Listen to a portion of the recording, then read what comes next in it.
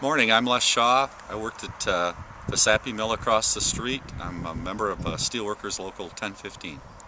How long have you worked at the mill? I worked at the mill for a little over 17 years.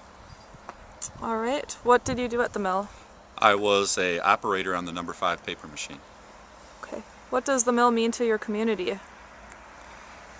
You know, the mill provided a lot of well-paying jobs. It was a job that you coveted. We had grandsons and uncles and brothers and sisters work here. It provided a good living for your family. Now that the mill shut down recently, what have you seen in your community? Have you noticed anything? We've been through a shutdown phase at the mill here for several years. We lost a paper machine and a pulp mill in 2005. So actually what we've seen as far as effects on our community locally right here in this strip of highway, we've lost some stores, some gas stations, little family-run businesses, restaurants, things like that, where people just don't have the money anymore to patronize these places. Have you noticed anything as far as what would happen with the tax base in the community without the mill running?